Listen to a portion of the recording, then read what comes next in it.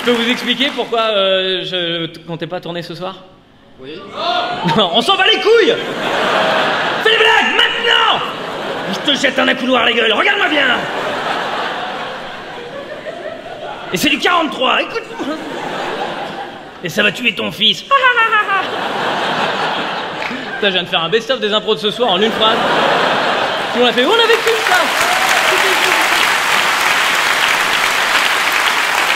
Donc je vous explique, cette semaine, j'avais pas prévu de tourner ici ce soir à Lille, simplement parce qu'on est jeudi, et que je tourne tous les jours le vendredi, normalement. Et demain,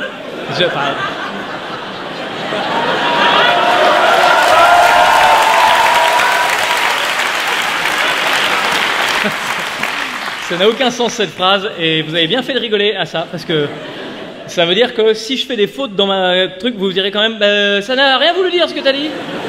Et vraiment, je vous remercie de ça, parce qu'il y a des fois, je tourne des vidéos, et après, quand je regarde, je fais, ça n'a pas de sens, ça. Et les gens derrière, ils ont les secoués en disant, non, mais ça doit faire exprès. Et moi, je regarde ma phrase, je dis, non, non, non, non. J'essaie de trouver une blague, mais j'en ai pas. Donc, je viens de refuser. Pour creuser un trou, enterrer la blague, et parce que tout à l'heure j'ai mis trop de temps pour creuser. Oh, j'ai refait une impro de tout à l'heure. Alors, attendez, parce que mon cerveau il va en chier si vous n'êtes pas concentré. Chacun doit jouer sa partition, moi je parle, et vous, vous écoutez attentivement. Sinon on va pas s'en sortir. Allez, salopard derrière. Plante-toi. Alors je vous explique, en gros je tourne tous les jours le vendredi. Ouais, j'ai fait exprès de la refaire. Je tourne tous les vendredis soirs depuis maintenant, je sais même pas combien de temps en fait, mais j'avais ce rendez-vous-là. Et en fait, demain soir, j'étais censé ne pas jouer. Et j'ai un pote qui m'a appelé pour me dire, putain, j'ai inventé un truc, ça s'appelle la soirée noire. Et donc on joue dans le noir, des comiques, enfin, on est plusieurs, on fait des blagues dans le noir. Et je lui dis, bah c'est pas possible parce que moi je vais certainement rajouter une date pour pouvoir jouer et tourner mon donc internet. Il me dit, t'as qu'à le faire dans le noir. Et j'ai fait, t'es con. Et puis après il a fait, ouais, c'est vrai. Et après on a dit, ah ouais. Et donc j'ai décidé de tourner demain dans le noir en infrarouge. Et figure-toi qu'hier j'ai fait les tests et je me suis rendu compte qu'en fait, on ne voit pas le public. C'est-à-dire que l'idée est top, mais la caméra me filme moi en vert et blanc, sans public derrière. Et en plus, je sais même pas si ça va marcher. En vrai, je n'ai aucune idée. Donc je tourne ce soir, comme ça, si ça marche demain, je ferai une espèce de mix des deux. Ou peut-être je sortirai les deux vidéos. Ou peut-être j'ignorerai votre performance de ce soir. Non. Je sens que j'ai pas le droit. Il y a un mec tout à l'heure sur Twitter, il a mis je sais où t'habites et j'ai pas envie de prendre le risque. J'ai pas envie de prendre ce risque. Mais putain, c'est quoi? Vraiment, je me suis rendu compte que je suis parti pour écrire dans le noir. Et je trouve ça super drôle de faire une vidéo dans le noir. Et après, j'ai réalisé que c'est le noir le plus total. C'est-à-dire que personne ne voit rien. C'est-à-dire que si ça se trouve, je vais tourner une vidéo de 10 minutes comme ça. Tu vois ce que je veux dire? C'est une prise de risque qui est quand même assez grosse. Ça se trouve, il y a personne derrière moi pendant ce moment-là. Une salle vide comme ça avec des rires enregistrés d'un mec qui fait ha ha ha ha. Donc je sais pas ce que ça va donner. Écoute, ça se trouve même je vais jouer de profil et parler à une caméra et être persuadé. Ça peut être complètement la merde, mais en même temps, bah c'est un peu le truc. Hein. Ça, ce soir aussi, ça peut être complètement la merde. Hein. On sait pas. Où? Du coup, j'ai peur de te décevoir. C'est vrai, on sait jamais. Hein. Tu sais, moi ça, je l'ai écrit cet après-midi, hein, donc je n'ai aucune idée de si c'est drôle ou pas. Je préfère que vous le sachiez avant. Hein. Que vous partiez pas en disant, bah il était drôle et à la fin il nous a montré son cul. Et là, aucune idée de où il est parti. En même temps, c'est vrai que des fois, il y a des trucs, c'est intéressant quand même. Hein. Et cette semaine, j'ai décidé de parler du sommet entre Kim Jong-un et Donald Trump.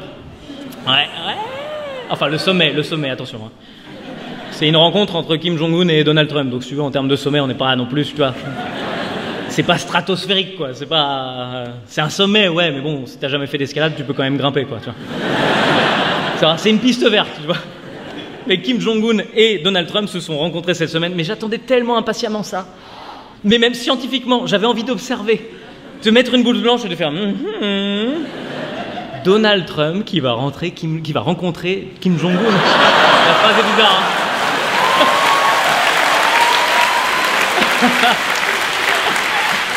Mais en vrai, j'attendais vraiment ça avec beaucoup d'impatience. Donald Trump qui va rencontrer Kim Jong-un. Donald Trump qui rencontre Kim Jong-un. T'imagines quand il le voit?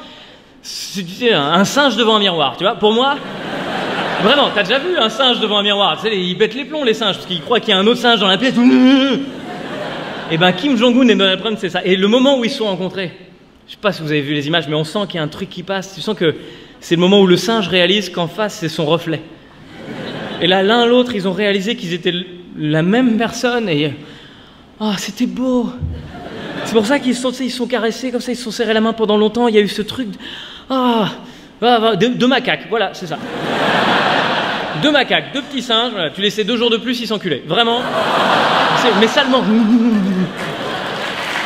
Il aurait fallu... Hein.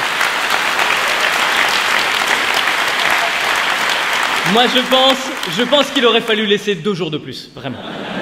Pour qu'il se passe quelque chose, parce que là, clairement, il s'est rien passé, quoi. C'était décevant, hein. Ah ouais, j'étais déçu au début, c'est 12 heures, pendant 12 heures, j'ai regardé en me disant « Hey, il va se passer quelque chose, que dalle, ils sont même pas battus !»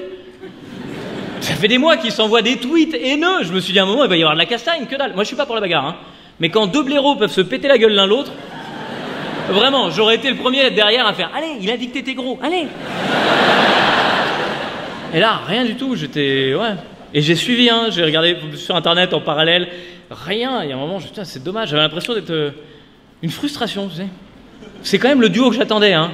Kim et Trump, j'ai l'impression d'avoir 15 ans et d'être devant une télé, et il y a Eric et Ramsey dedans, je fais, allez, ils sont marrants, ils vont faire des trucs, et là, que dalle.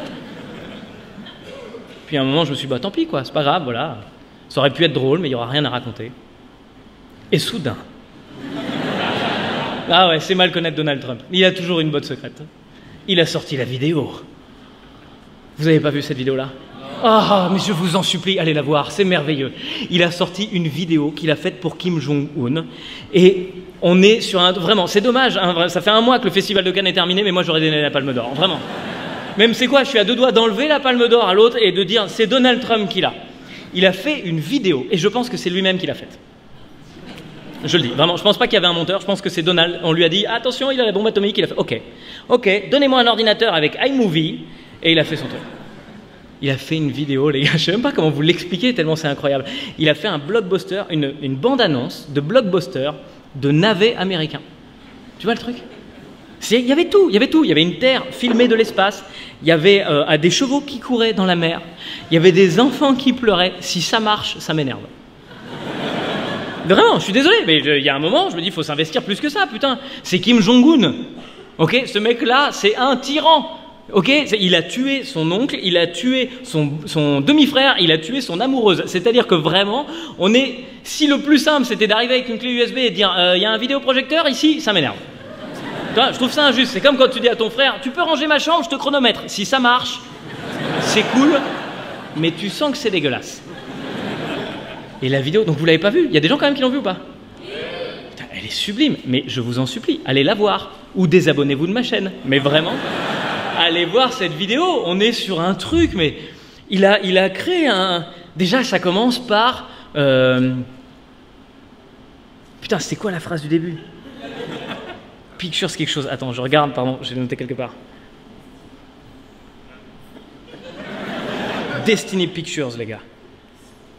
Destiny Pictures presents les films de la destinée. Il y a vraiment une production qui s'appelait comme ça. Et donc il fait tout son truc et à la fin, en fait, c'est une sorte de bande-annonce de Kim et Donald. Et donc ça finit par featuring Donald Trump et Kim Jong-un. Mais featuring Donald Trump et Kim Jong-un, vraiment? Mais faites un duo sur YouTube, faites une chaîne YouTube, s'il vous plaît. Je veux des vidéos de vous, je veux des petites vidéos comme ça, vraiment, pour tuer McFly et Carlito. Vraiment, je pense. McFly et Carlito sont très drôles, mais Kim Jong-un et Donald Trump peuvent être encore meilleurs. Je pense qu'en termes de qualité de bêtises, on est au sommet. Et si ça marche, je vous jure, ça va m'énerver. Ah, il y a un truc d'une espèce de... Je vais tout régler à coup de bande-annonce maintenant. Rien à foutre, vraiment. Si tu passes un entretien d'embauche, alors, dites-moi, monsieur Nicolas Martin, qu'est-ce qui me pousserait à vous embaucher? T'as l'autre en face, voilà, et appuyez sur play. Et Claude, il appuie et d'un coup, ça fait... Vous l'avez aimé dans Le Comptable. Vous l'avez adoré dans L'Expert Comptable. Le voici dans... J'ai oublié son nom.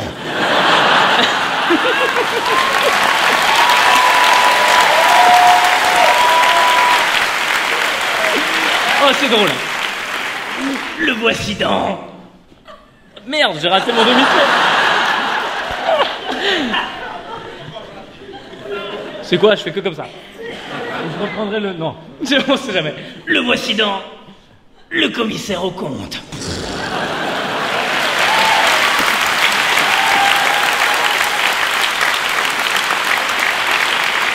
réussite, crédit, débit, tableau Excel. Et là, j'ai besoin de vous pour la suite. Parce qu'il va falloir qu'on se fasse vraiment une belle bande-annonce. Donc ça veut dire qu'il va falloir jouer avec moi. Parce que dans ce film, mesdames et messieurs, il y a du suspense. Oh mon Dieu! Oh mon Dieu, j'ai oublié d'enregistrer! J'ai oublié d'enregistrer! Attends, pas tout de suite. Oh mon Dieu! Je te ferai un signe. Oh mon Dieu! Non, je te ferai pas de signe. Je ferai comme ça. Ok? Vous êtes au taquet derrière, ok. Prenez les accoudoirs! Oh mon Dieu, l'ordinateur a planté! Et moi j'avais même pas tout enregistré! Mais il y a aussi de l'amour! Oh, ma chère télécommande! Ma chère calculatrice! Alors attends, du coup ça me permet de vous dire que le prochain c'est... Oh... D'accord? Non, je regarde si j'avais pas de truc. Il y a un truc qui me faisait rire. Ah oui, si, c'est ça. Alors attends, il y a de l'humour d'abord avant l'amour. Il y a d'abord de l'humour avant l'amour, ok? Mais aussi de l'humour. Putain, je viens de recevoir un mail et je te lis ça. Le mec, il met les immobilisations corporelles des actifs de l'année N+2 dans les biens non amortissables. Mais aussi de l'amour. Je l'aime. C'est ma calculatrice de comptable. Je l'aime. Mais aussi de la trahison. Mais c'est vrai que des fois, je fais des calculs en utilisant mon iPhone. On a bien bossé, les gars. Hein. On a bien bossé. Attends. Parce que si on applaudit maintenant, je vais rater le dernier truc que je voudrais faire et ça fera pas une belle bande-annonce parce qu'on va le remonter correctement après. Hein. Fais ce que t'as à faire. Un film que vous n'avez jamais vu. Un film que vous n'avez jamais vu en petites et moyennes entreprises. Featuring Nicolas. Martin. Featuring. Bah non mais là les mecs, t'as pas dit avion. Ok, non, très bien, ok. On va se faire une belle chute ensemble. Un film que vous n'avez jamais encore vu dans les petites et moyennes entreprises. Featuring Nicolas Martin.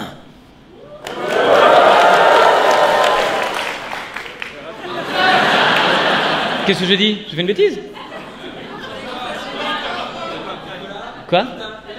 Bah Nicolas Martin, j'ai dit ça, non? Pourquoi? Il s'appelait pas Nicolas Martin au début? Quoi?